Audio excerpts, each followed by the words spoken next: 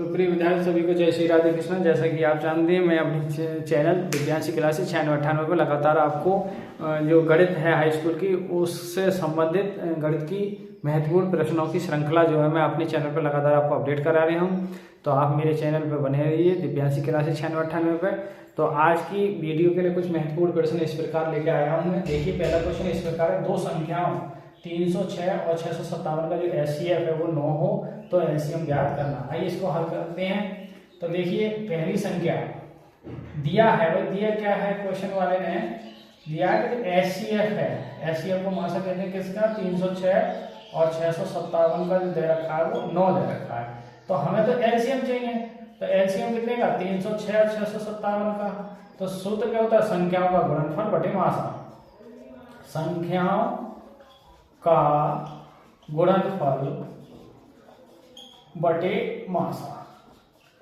तो संख्या कौन सी है, 306 और गुणन 657 और बटे मासा जो है वो 9। 9 को पहाड़ा पढ़ेंगे, 9 3 27 बचे 3 तो 9 4 36। अब देखिए 34 की गुणा 657 से करेंगे तो आप ध्यान से करें मल्टीप्लाई। मैं आइडिया 6 3 18 लगभग वाइस 33 8 ये आएगा इसका एलसीएम।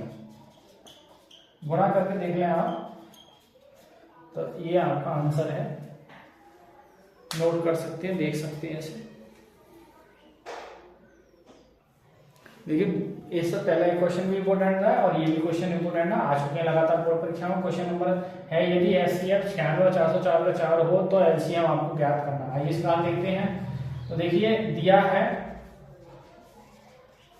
एचसीएफ कितने का, 96, 404 का 4 है। तो एलसीएम निकालना है, तो एलसीएम 96 और 404 का निकालेंगे। तो देखिए क्या होगा, वही संख्याओं की गुणा। तो संख्या कौन सी, 96 और 404 और बटे क्या है मासा।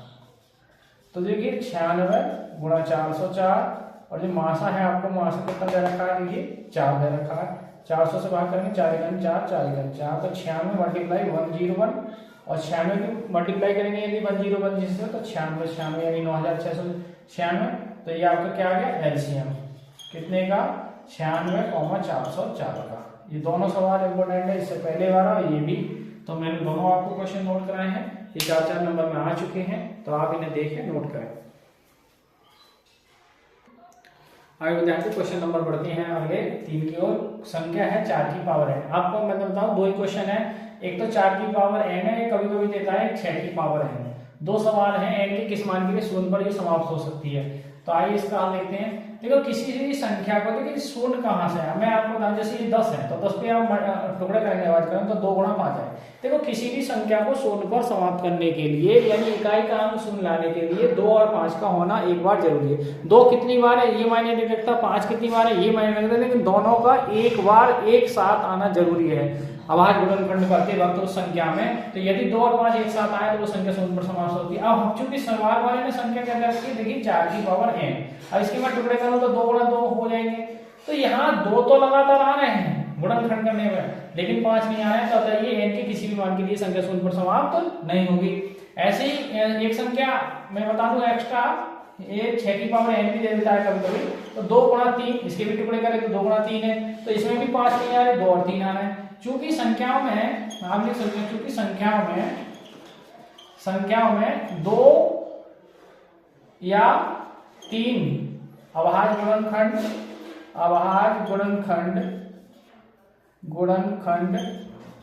प्राप्त हो रहे हैं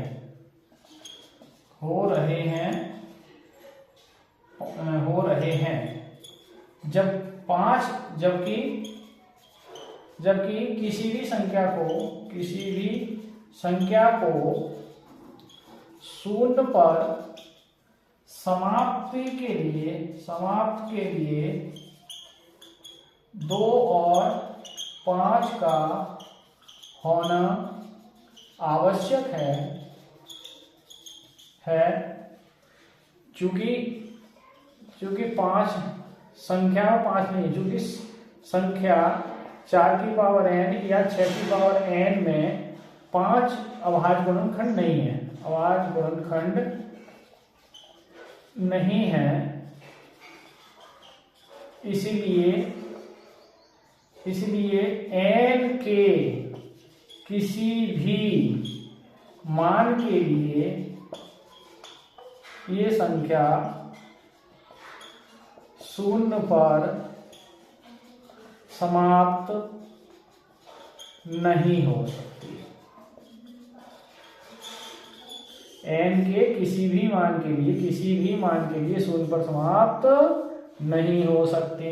वैसे भी आया है, आप तो टुकड़ा करें 2 और 5 आए तो शून्य पर समाप्त होगी n के किसी मान के लिए।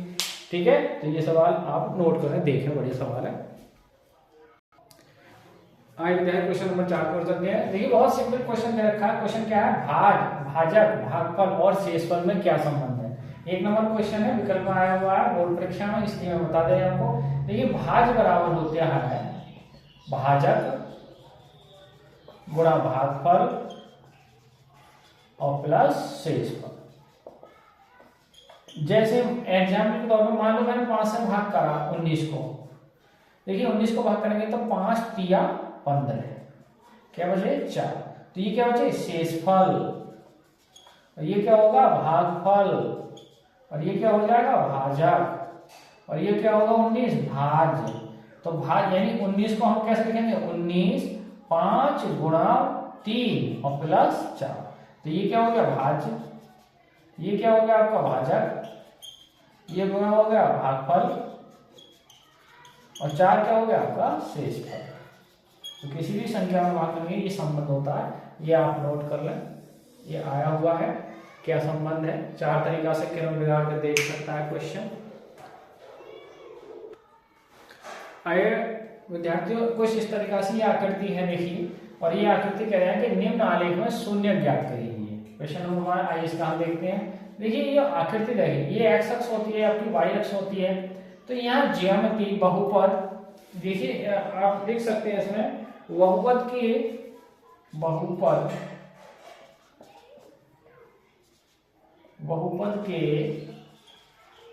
ज्यामिति आलेख को एक्स अक्ष 2 स्थानों पर, एक्स अक्ष ज्यामिति आलेख को एक्स अक्ष 2 स्थानों पर काटता है। देखिए एक तो यहाँ काट रहा है, एक यहाँ काट रहा है, काटता है। इसीलिए इस आलेख के शून्यक आलेख मतलब इस बहुपद आलेख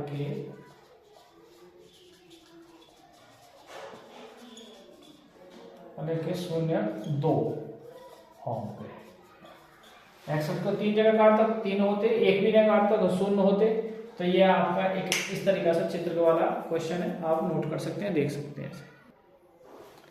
तो प्रिय विद्यार्थियों, आपने आज की वीडियो में कुछ महत्वपूर्ण प्रश्नों पर हमने जिक्र करी और आपने देखा।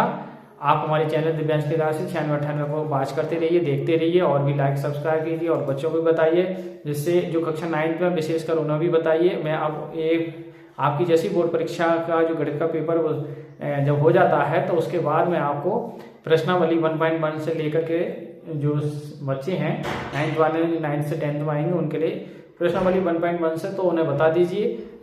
शुरू से मतलब सीरीज कराएंगे और महत्वपूर्ण प्रश्न होंगे हमारे। एकलव्य से गणित की किताब आपको पूरी किताब का हल देखने को मिलेगा। तो आप हमारे चैनल पर बने रहिए महत्वपूर्ण प्रश्नों के लिए। ठीक है, तो इसी के साथ सभी को जय श्री राधे।